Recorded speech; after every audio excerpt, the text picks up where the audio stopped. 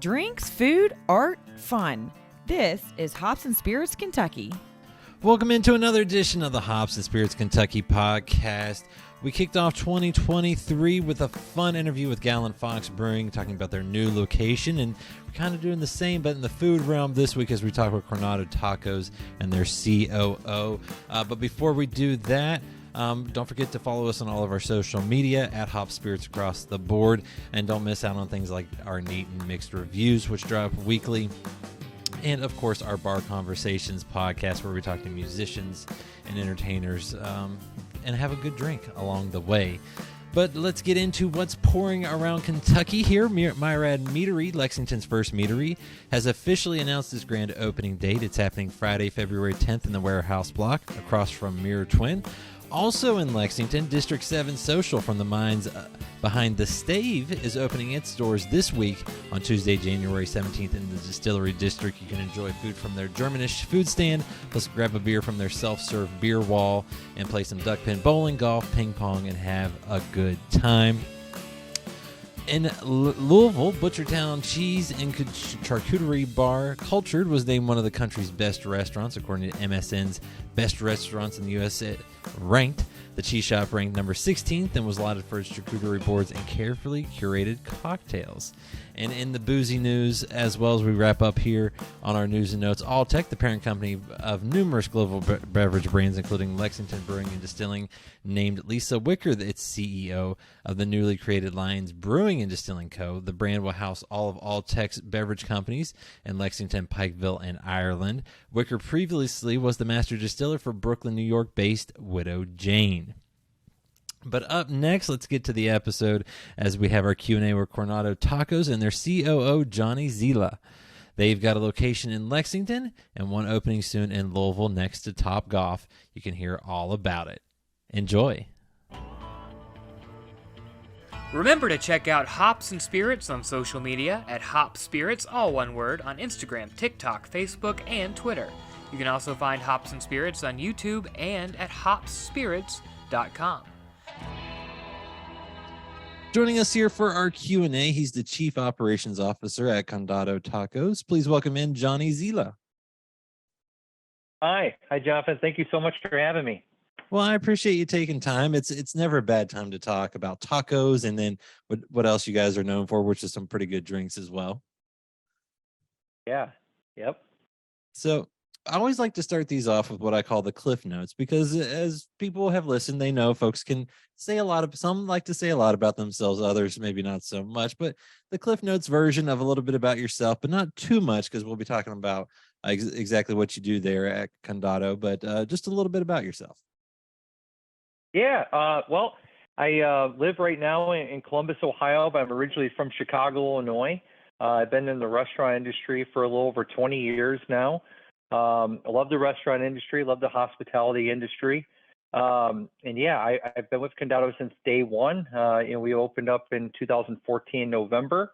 Yeah, I've had several different positions and jobs in the restaurant industry, from front of the house and back of the house. I owned my own restaurant for 8 years in Chicago as well. So yeah, and then I even did a little stint in the Navy, United States Navy, for 4 years. I was stationed in Pearl Harbor, Hawaii. Wasn't in the hospitality restaurant food business of the Navy. I was an accountant, believe it or not, a little bit different. But yeah, so that's about it. I live here in Columbus, Ohio. I love it here. People are friendly here and nice. It's clean, and we're very happy here. And that's where our home base is, Condado Tacos.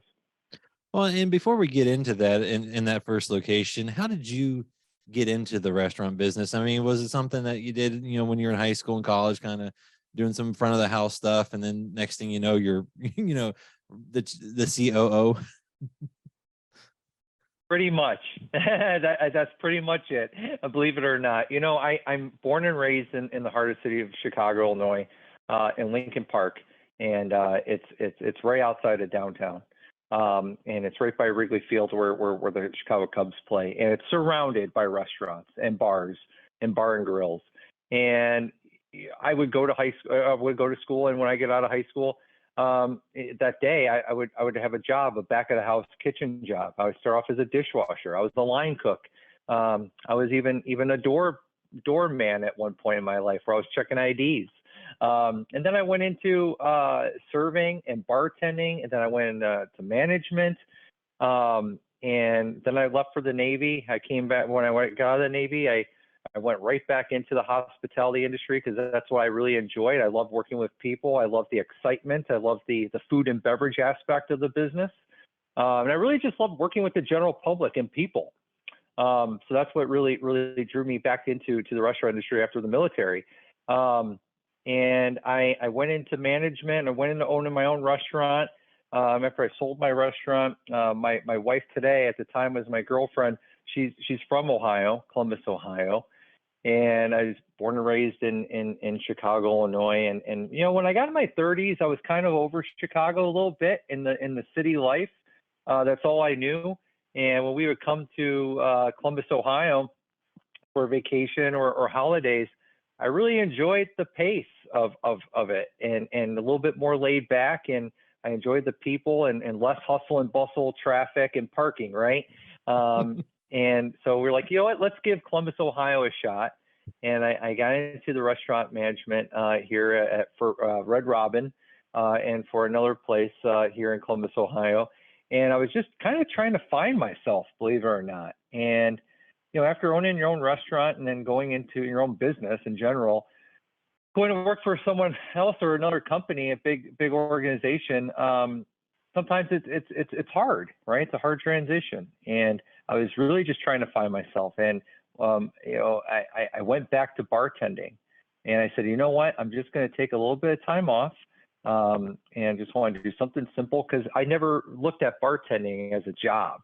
It was just fun to me. I loved making drinks and talking to people and building regulars and getting to know people.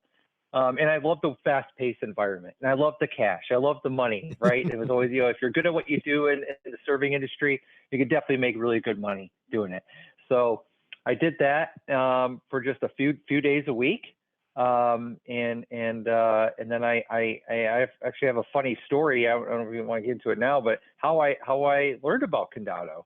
I was looking for another very part-time job in the restaurant industry, and I just wanted to break up the monotony. And I was like, maybe I'll bartend 2 places, right? And I was really enjoying life. I had no stress. I had no pressure. I was going to work at 2-3 o'clock, and I was done by 10-11 o'clock at night, and I was just kind of happy. It was just a nice change of pace and time to regroup. And I answered this ad in Craigslist that said looking for a bartender or front of house staff. And I was driving by it often. I saw it in construction and said, Condado, that's interesting. And I go, I'll go check it out. Walked in one day and the place was a disaster, right? It was just construction everywhere, debris everywhere. And I have a lot of experience opening up restaurants and construction and design aspect of the restaurant business. And I looked around and said, this place is going to be open in 30 days. There's no way. So I just walked out. I didn't really see anybody either. A few weeks go by and there's the ad pops up again. And I said, you know what, I'll go back in there and check it out. And I met the owner, the creator of Condado, Joe Kahn at the time. And I hand him my resume and he goes, oh, thanks. You're the first actual resume I got. Everyone just walks in and says, I need a job. And he looked at my resume and I said, listen, I'm only here for 1 day a week. If you can't hire me, I totally understand it. I actually have another gig. I would like to open up my own restaurant here soon again one day, but I just want to work part-time 1 day if you need me, but I totally understand if you can't. And he looked at my resume. He said, you have one hell of a resume. He goes, you can have whatever day you want. So I picked Monday night, and that was my night, bartending. And I became friends with Joe Kahn, our founder. And, we would talk shop a lot, and he would, talk about some of the obstacles and challenges he was having with the every day-to-day business. And he said one day, 6-7 months in, he goes, hey, I really need a director of operations. I think we could take this company somewhere. If you want to be a part of it, I would love to have you.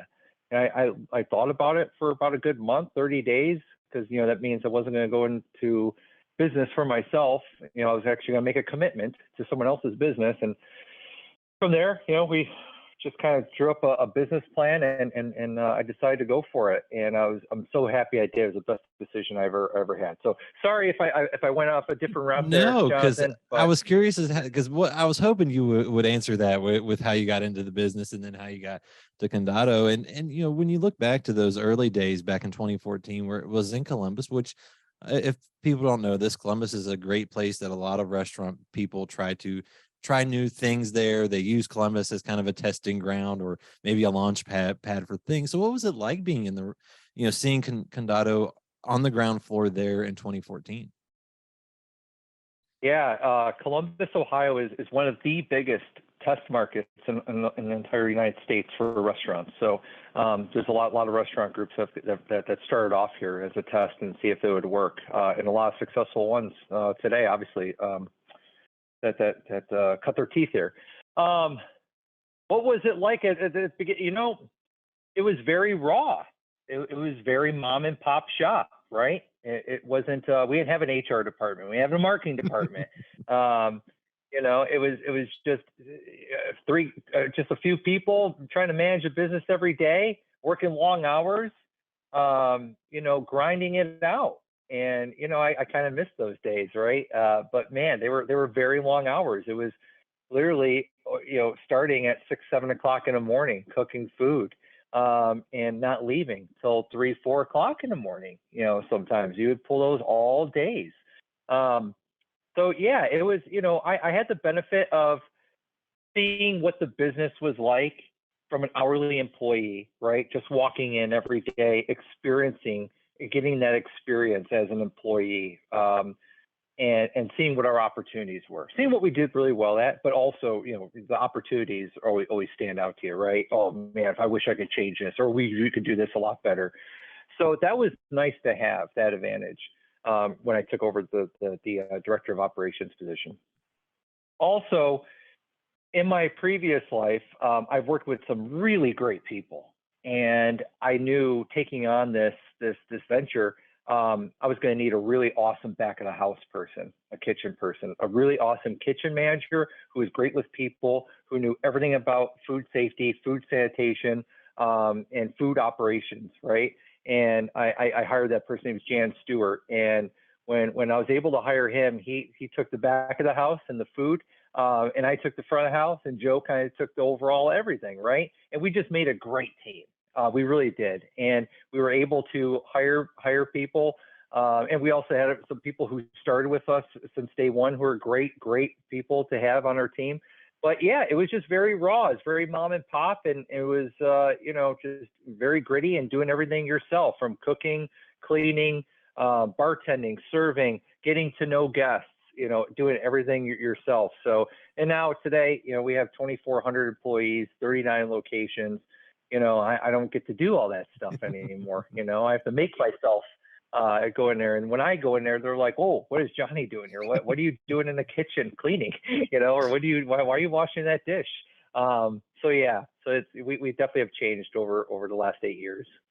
Well, and I was going to say, you're in those 39 locations currently, one of those being Lexington. You got more coming along the way, including in Louisville here in Kentucky. And obviously you've got those in Ohio as you kind of came down from Columbus as well. So how have you guys been able to grow over those 8 years and still kind of probably keep that same feel as you do? I know it may sound cheesy and cliche, and I know you might get this answer a lot, or most people do get this answer a lot, but it really all comes down to people. And I am so proud of our team and the people we have. It takes a lot of time to find good people, right? And to attract good people. But we have one hell of a team, and we have people who care. Even as we're 3 hours south in Lexington, we have Patrick Brown, who's our GM there. All of our employees, they care so much about the business. They run it like it's their own. And I think that's what goes. It's not like as a customer, if you're walking into a business, if it seems cookie cutter, if the people don't want to be there, if the people don't care. And I'm proud to say that in all of our locations, for 39 right now, we really pride ourselves on our staff. We really take care of our people. We really pride ourselves on the great company culture that we have. And that's how you do it. And that's how, we stuck to that plan since day one. We've always took care of our people. We paid them above industry standard. We always care about how our people feel. Not just leave your problems at the door. That's an old mentality, right? Of doing business. At least that's the way we believe. When we come into work, we want to know how your day is going. We know it might not be your full-time job or your main focus in life. You might have, another job or another career, or you might be a student. We want to know how it's going. We really invest in our people's lives, and we really care. And that's something that we really preach from the top down. And that's the only way that we're able to grow and not feel, like that cookie cutter cheesy box type of business. Well, and then they're able to know that you care, and then they can care about your customers, and it's a great experience for all. And like I mentioned, you got Louisville coming on here, and hopefully in 2023. How's that coming along? So I was gonna say, how is that coming along? Oh, it's great. Yeah, it's only 3 months away, less than. We're going right next door to the Top Golf there, right next door, about 300 feet away from their front door, in the Oxmoor Center. So yeah, we're really looking forward to that, and that should, it's right around the corner. So we're just starting to staff for that now, hire for that now, and get ready. So, and we love Kentucky in general. Kentucky people, not just our guests, our neighbors, but also our people. Everyone is just so down to earth. Everyone is so hospitable too. And it's nice. It's very refreshing to have. And I say it all the time, even when we go to other restaurants, because now we're in Indiana and Pittsburgh and Charlotte and Nashville and Michigan, Detroit. And it's just something about Kentucky. I don't know if it's not necessarily entirely the South, but it's like, I don't know, that Southern pride and hospitality feel, very warm feel to it. So anyways, we're very, very, very excited about Louisville. We think it's a great location. It's gonna have great energy with the mall there and right next door to Top Golf. We can't go wrong. So yeah, we're really excited about it. Well, and when folks get to visit, a location, whether it's in Lexington or Louisville or Columbus, what are they gonna see? Is it gonna be kind of similar across the board, or a little bit more of a localized feel? Because I'm guessing you kind of make each their own to a degree. Well, as far as operations, standards, food, that all will be the same, right? We always want the same product to match everywhere, right? As far as the feel, the atmosphere, the artwork, that is different in every single one of our locations. So our artwork is unique in every single store of ours. So we have a team of internal artists, about 3 to 4 internal artists that work on every single opening and store, right, and help design it and artwork. But then we also hire, depending on the size of the space, 4 to 6 other local artists for wherever that store is going into. So we really get that local feel, and we kind of tie in the theme of that restaurant or that location to the area. Right. So, Lexington, obviously horse racing, that's a big part of it. Kentucky Derby, that's part of the artwork. So that's how we kind of differentiate every single location. The artwork and the graffiti art is different in every single location. And then I know I've read too, where you guys, you make unique food, good food, that's a little bit different, maybe elevated compared to what others might think when they go into a taco place. But your goal, though, is still to keep it reasonable enough that folks leave with maybe about a $20 check. How are you guys kind of able to do that, and why that philosophy? Yeah, well, it's not like a steak dinner, right? Like tacos, right? It's completely different. But we like to get creative with it, where we have double deckers. So we have a flour shell wrapped around a hard shell, and queso or guacamole is like the glue that holds it together. So that's very unique. You just don't see a lot of people doing that. All of our product is made fresh. It's made in-house, and it's very safe. We don't own a freezer. We do not own not one freezer in our entire company. It's some of our product is made out of a commissary and shipped daily, every single day. So it's shipped, and because we do that because we want it to be safe, we want it to be consistent. So we are going to keep that model, and it's been very successful for us, and that's one of the reasons why we've been able to keep the cost down too, as well. But yeah, we really pride ourselves on fresh product. It's very fun. Double deckers are fun. Queso is fun. We have several different quesos, several different guacamoles. You could do bowls, create your own bowls, create your own tacos. So we have a whole line. We have a dozen taco suggestions where you could pick off a menu if you don't feel like being creative. But if you're a picky person, or you could pick between 7 different shells, between different flavored hard shells, soft shell, double deckers. We have build your own nachos, build your own bowls. So that's how we differentiate ourselves from the rest. And we're not your traditional taco Mexican fare taco shop. So our tacos are big. They're big. They're almost like a sandwich sometimes. So yeah, it's we're definitely different in a very good way. And thankfully, we have not come across another Condado or a Condado ripoff. So I think we're hard to replicate at that as well. Well, and then the culture you guys kind of build there too. You mentioned that the people make a big difference for y'all and have let you guys do a whole lot, but you have that come as you are is kind of a slogan for you. Why was that so important? Joe Kahn, our creator, is really important to him. He's the one who started this, and we all bought into it. We're all for it. He wanted to create an environment for our workers that we don't have uniforms. You could come as you are, and you could have your own personality. So there's some restaurant concepts where they frown upon tattoos or piercings or different colored hair. And we like that. We like that. We want to see what type of personality you have. We don't want everyone to look the same. We don't want everyone to have blue jeans and a black shirt. And there's nothing wrong with that. It's just not for us. It's just not us, right? We want your personality to shine. And we also encourage our servers not to say, "Hi, I'm Johnny. I'll be your server today."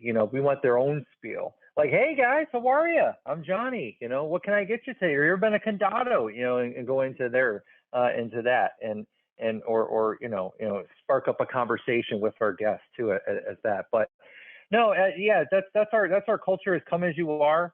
We like I said before, we definitely we care about our people. It's the main focus, and we're growing like crazy. We're very successful restaurant concept and a successful business. And we're all about taking care of our people and people development. That's a big one of ours. There's again, it's not just about what can you do for the company, what can you do for the restaurant, what's your sales, but what can the company do for you? We always say, after Condado, if you're a server, a general manager, a regional manager, myself, life after Condado, 20 years from now. Hopefully you're still working for Condado, but not everyone will, right? That's just not reality. But when you look back, we want you to say, wow, I not only learned about the business, the hospitality business, or my position, but I learned about me as a person individually too. So that's, it's a big part of our culture. Well, and like we said earlier, that comes through when everyone is happy where they are. Usually that goes into their service, and then you have happy customers, especially with good food. But also with good food comes good drinks. And you're not just tacos; you're also tequila and margaritas on the sign too. So I'm guessing drinks are important for y'all too. It is, yeah. And over the last 8 years, the beverage program has really changed, right? It changes with time. When we first opened, we had 24 draft beers on. Now it's half that. Now it's 12 beers. Beers have kind of taken a decline. People are less interested in beer. Nothing wrong with beer. We still have beer, but just interesting, right? And I will tell you, tequila was popular 8 years ago. It was okay, right? But now, boy, year over year, it has exploded. And also people notice the health benefits of it, right? It's no carbs and very low sugar content, in actual tequila after it's made. And, so there's really some good health benefits, and it's really exploded. And we went from 50, 60 tequilas. Now we have well over 100 tequilas. Now we have $300, $400, $500 bottles of tequila in our restaurants. So if you don't want to go to the liquor store and gamble on that $100 bottle of tequila and see if you like it, you can always come to us and grab a shot of it and taste it. And yeah, so we really pride ourselves on tequila. We do a tremendous amount of training on tequila with our staff, with every single employee, that comes to work for Condado.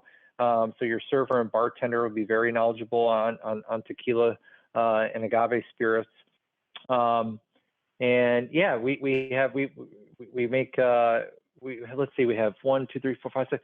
We have about 11 or 12 different margaritas, from a skinny margarita, just a regular traditional margarita. We have several different flavored margaritas. We make quite a few of our own purees in-house as well. So it's not just opening up a jar and dumping it into a margarita. Now I will say, if we do use a flavor, we use a great flavor. I'll give them a little burp here. Perfect Puree out of Napa Valley. It's not cheap. It's really a great quality stuff, and we've been using that since day one for like our regular strawberry. So we're really proud of the ingredients that we put in our drinks. But yeah, it's the beverage program has definitely changed, and tequila just keeps getting more popular year over year over year, I tell you. I was gonna say Mexican spirits are definitely on the rise and continuing to rise. And like you said, you've been there for 8 years from pretty much the start, and you've built this beverage program over time too. And you touched on it. Obviously, you have more tequilas now, maybe less on draft, things like that. But what's it been like to build a program? Because it's different when you're doing one location and then you're doing 39 in a whole bunch of different states. You're coming to Kentucky, a place known for bourbon, and you're focusing on tequila and things like that. So how has that been building and making sure you kind of still keep true to yourselves, but where your clientele is as well? Well, like for Kentucky, for instance, we still will have a very, very good amount of bourbon and whiskey. One, how can you not, right? You're there in Kentucky. You better have a really respectable whiskey and bourbon list, right? So we do. We have the most whiskey and bourbon of all of our stores is right there in Louisville or in Lexington right now, and it's going to be in Louisville as well. So we there's nothing wrong with having that. It's just that, we will also have, we're known for having a great tequila selection. So that's what we pride ourselves on. And, if people want whiskey or bourbon, we have that as well. And, we're always surrounded by hotels everywhere we are, even there in Lexington. I think the Origin Hotel is right next door to us. And, we get people who are staying there and who are not from Kentucky, but since they're in Kentucky, they want a really good glass of bourbon, so we have that too as well. Yeah, not sure if that answered your question. Did that answer your question? Yeah. Well, and like I said too, like you've been building this program out for a long time. Has it been interesting for you to see how much things have changed, how much the cocktail culture has exploded in the last couple of years compared to where it was, and just how, like everything, the beverage industry keeps changing. It's changing by the month. Every month there's a new trend, right? Dustin Nell, who is our beverage manager now, he's been with us since day one, and he has made some great, creative, really fresh ingredient type of margaritas. We have from a fresh pomegranate margarita, we have a harvest pear margarita, we have spicy margaritas. He's done a great job with just keeping us on trend too with the different flavors that are out there. And even now there's a trend with mock cocktails, so we're now looking into launching a whole menu of mock cocktails that kind of resemble a margarita with the fresh squeezed lime juice and agave, but it doesn't have the actual tequila, the alcohol in it, right? There's also CBD drinks now that we're looking into that we can make as a margarita. So we're hoping to launch that here by Q2 and Q3. So, we would never think of that stuff just a year ago, 2 years ago. Mock cocktails, like, no. But, I think, people are more health conscious, more and more nowadays. I think especially coming out of COVID as well, people might realize that they were drinking a little bit too much. So maybe they might want to give it a break and try out the either the CBD route or the mock cocktail route, and there's nothing wrong with that. So we're onto that trend, and we're launching a whole new line of spirit cocktail spirit menu in Q2 that have those offerings, not just our regular margaritas and margarita pitchers and margarita flights and margarita flavors in the 130 something different varietals of tequila that we have, our brands that we have. So yeah, it's constantly changing like crazy. But I will tell you one thing that we focus on is speed of service. Even 8 years ago, when the craft cocktail thing exploded about 10 years ago, and one thing is that, yeah, you can get a really good craft cocktail, but sometimes it might take you 15 minutes to get it. And we've always prided ourselves on you could have a great drink, a great quality drink, fresh ingredients, shaken, made right there, and you could have it in 2 minutes, 3 minutes. And that's really what Condado is all about. We're known for our speed of service in general. And I think that's something that people know we're known for. They depend on our speed of service. They appreciate it because we appreciate their time. We respect their time. We always say we respect our customers' time and their money, right? And we don't want them just standing around, waiting around to pay and get out of there. We don't want them standing around waiting to be greeted. We don't want them standing, waiting around, going, "Where's my drink? Can I get a second drink?" So we really pride ourselves on that. So it's all about everything we do is made fresh in-house, and it's coming at you fast. Nothing wrong with that. I will say that, and everything I've been able to try, whether it's been at Condado or when you guys have gone out to some events here in Lexington, and I've had the opportunity, has been great. And Johnny, what's next for Condado as you guys build out? Obviously, more locations are coming on board, but what's next for y'all? That's really it. It's our constant growth, is seeing where we could really take this. We would like to have 100 stores here within the next 4 years. So today we have 39. We're going to open up another 12 here in 2023. So that'll take us past 50. And then we're looking to have another 50 stores here in over the next 4 years. Kind of staying, probably, no further west than Illinois. And then just continue to work here or build here within the central market, the Midwest. Now we're entering the South now. Last year we opened up in Charlotte, in Tennessee, in Nashville. Now we're going to Alabama. So that's our next site down south. We're going to St. Louis, Missouri, right next to the St. Louis ballpark. Going to Buffalo. So we're entering a lot of new markets here and establishing ourselves in new states and cities. So I think that's it. Just really concentrating on our growth and doing it the right way, with the quality way, not doing it half-ass, and just trying to build a really great quality brand that people enjoy working for, and just having a really good experience. I think we offer something completely different than what most. We're a full service restaurant. You're gonna get full service, but you could be out in 40 minutes, or you could have your food delivered through third-party delivery, DoorDash, Uber Eats, in less than 30 minutes, or you could pick it up in 10, 15 minutes. So, we're all, or if you want to stay for a while with friends and stay for a while, by all means, stay for 2 hours, stay for 3 hours. We don't care. But we just want you to know, if you want to stay, you can, but if you got to get out, and as a full service restaurant, you could get out as well. Well, and you get good food and good drinks along the way, and I recommend checking them out when you can, when you're near one. And Johnny, thanks for talking about Condado and the cool story that you guys have been able to do over these past 8 years. Oh, Jonathan, thank you. Pleasure's all mine. Find more from Hops and Spirits at hopspirits.com.